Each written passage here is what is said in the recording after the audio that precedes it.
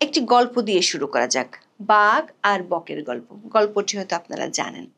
বাঘের গলায় আটকে যাওয়া হাড় বের করার পর জীবন সংশয়ে পড়া সেই বকের গল্প। ব্যথায় কাতর বাঘের আহা উহু দেখে খুব মায়া হয়েছিল বকের। কাছে গিয়ে জানতে চাইল মহারাজের কি কোনো সমস্যা হচ্ছে। কোকাতে কোকাতে বাঘ বলল, গলায় কাটা ফুটেছে, তোমার লম্বা ঠোঁট দিয়ে বের করে দিলে অনেক পুরস্কার দেব।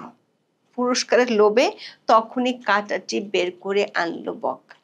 এরপর পুরস্কার চাইতে রুদ্রমূর্তি বাঘ মামার গর্জন করে বলল, বাঘের গলায় মাথা ঢুকিয়ে আবার আস্ত অবস্থা ফিরে পেয়েছিস, এটাই বড় পুরস্কার নয়? প্রাণ ভয়ে তখনই উড়াল দিল হতভাগ্য বক।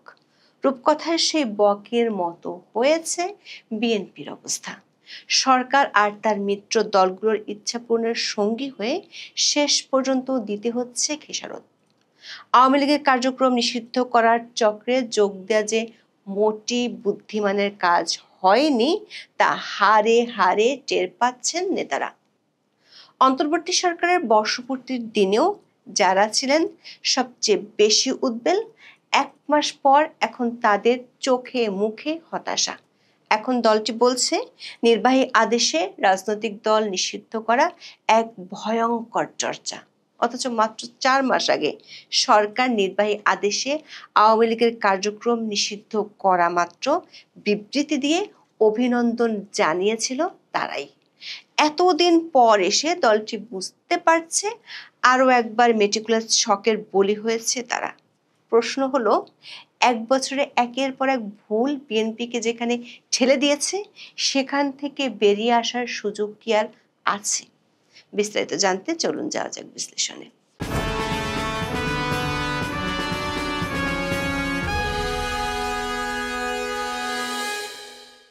2024 সালের 5ই আগস্ট আওয়ামী লীগ সরকারের পতনের পর আন্দোলনের নেতৃত্ব দানকারীরা বিভিন্ন সময়ে মৃদু স্বরে দলটিকে নিষিদ্ধের দাবি তুলতে থাকে।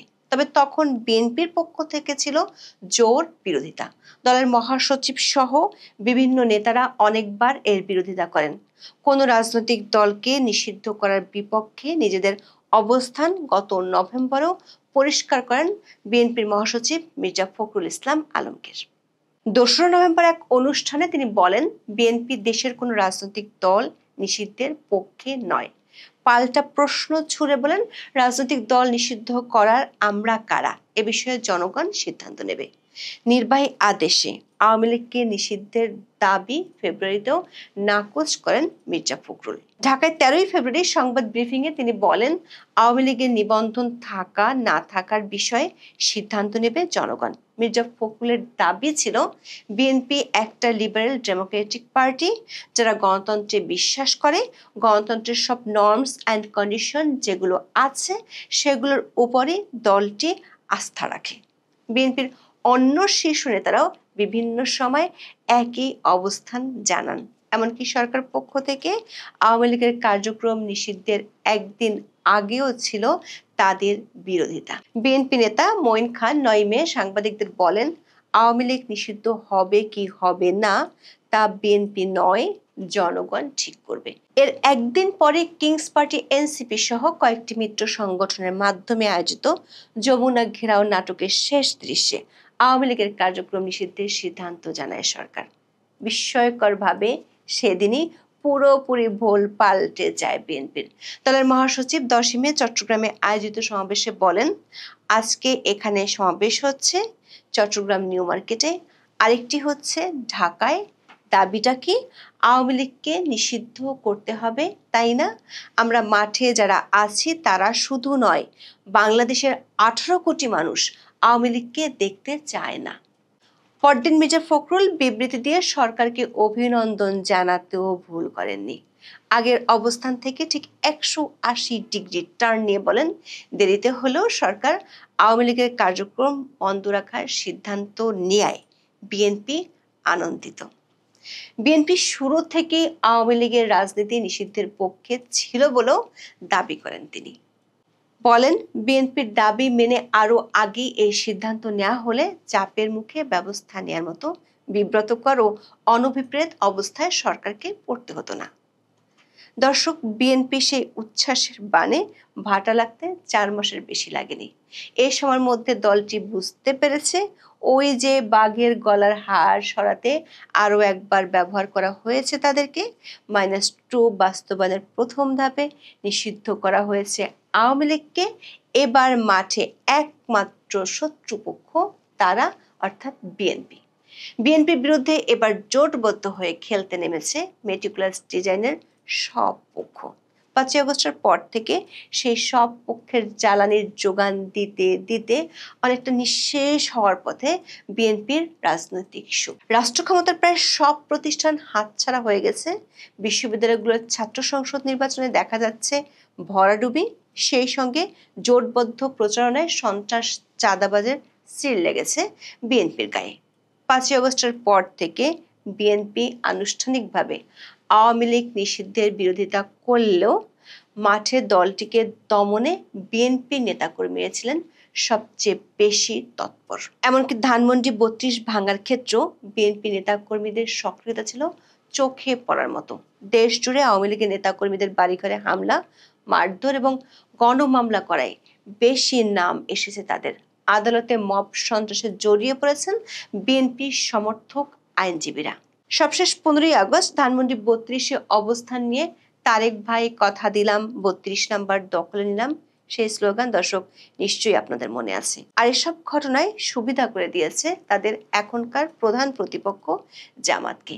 সারা দেশে কোণঠাসা আওয়ামী লীগ নেতাকর্মীদের সঙ্গে ঘনিষ্ঠতা বাড়ানোর কৌশল নিচ্ছে জামায়াতে ইসলামী। এমনকি জাকসু নির্বাচনেও এর কিছুটা প্রভাব পড়েছে বলে রয়েছে আলোচনা। বিপরীতে রাজনৈতিকভাবে এখন প্রায় বন্ধুহীন বিএনপি। আগামী ফেব্রুয়ারি নির্বাচন নিয়েও তেমন কোনো আশা দেখছে না দলের নেতারা। প্রো ইসলামী আর বাংলাদেশের জাতীয়তাবাদ ঘরানার ভোটের একটা বিরাট অংশ এতদিন বিএনপির বাক্সেই পড়ত। কিন্তু জামাত ইসলামী সহ 9টি দল যাদের ভোট ব্যাংক একই, তারা মাঠে নামছে বিএনপিকে ঠেকাতে। লন্ডন বৈঠকে বিএনপির সাথে অধ্যাপক ইউনূসের যে সমঝোতা হয়েছিল, সে সমঝোতার বৃক্ষটিকে কেটে ফালা ফালা করতে চায় এই 9টি দল। সেই ফালা ফালা করার কর্মসূচির একটি দাবি হলো জাতীয় পার্টি সহ 14 দলকে নিষিদ্ধ করতে হবে। এমন যুগপৎ দাবির পর বিএনপির ঊর্ধ্বতন মহলের মিটিংয়ে এক সদস্য রীতিমতো বাঘের মুখ থেকে বকের হাড় বের করে আনার গল্পটি বলে বসলেন। দলগুলো নিষিদ্ধ হলে যে বিএনপি মাঝ সমুদ্রে বড্ড একা হয়ে যাবে, সেটি পরিষ্কার করতে সময় নেননি সালাউদ্দিন আহমেদ। 16 সেপ্টেম্বর তিনি সাংবাদিকদের বলেছেন, আওয়ামী লীগের নেতৃত্বে 2024 সালের 7ই জানুয়ারি যে নির্বাচন হয়েছে তাতে সম্ভবত 28টি নিবন্ধিত রাজনৈতিক দল অংশ নিয়েছিল। তাহলে স্বৈরাচারের দোসর হিসেবে, ফ্যাসিবাদের দোসর হিসেবে নিষিদ্ধ চাইতে হলে তো 28টি দলের রাজনৈতিক কর্মকাণ্ড বা দলকে নিষিদ্ধ করতে হবে। তাহলে নির্বাচনটা কাদেরকে নিয়ে হবে?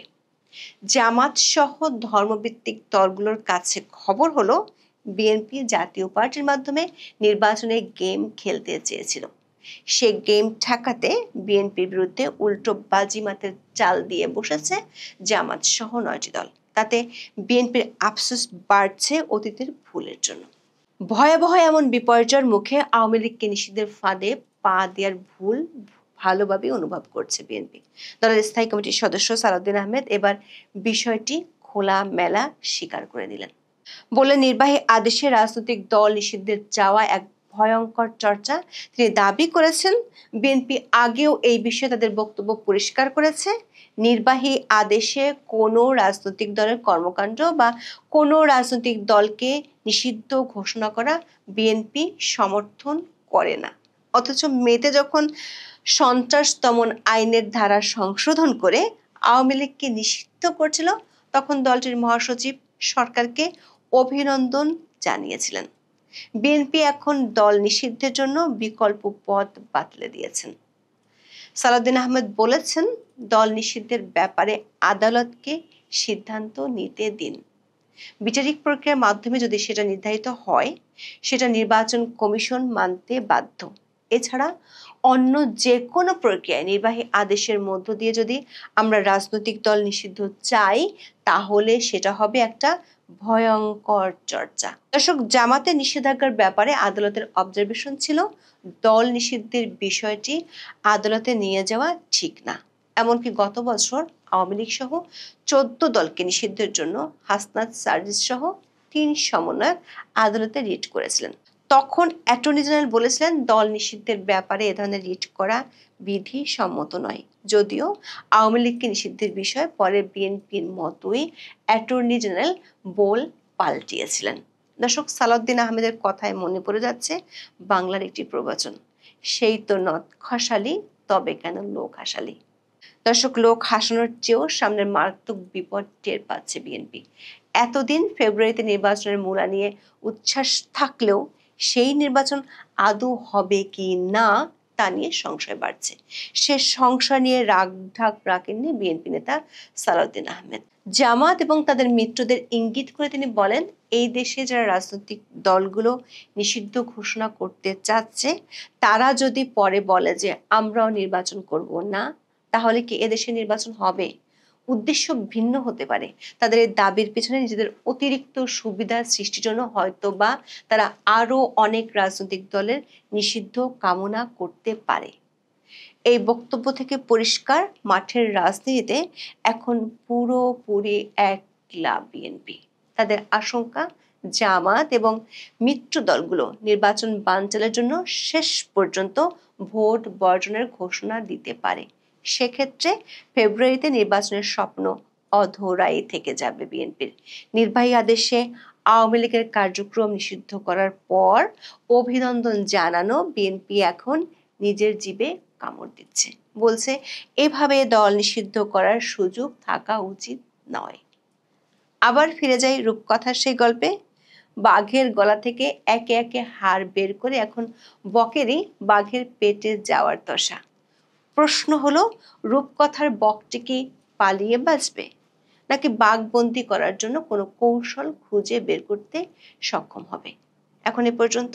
সবাই ভালো থাকুন, সুস্থ থাকুন, নিরাপদে থাকুন। দেখা হবে আগামী পর্বে।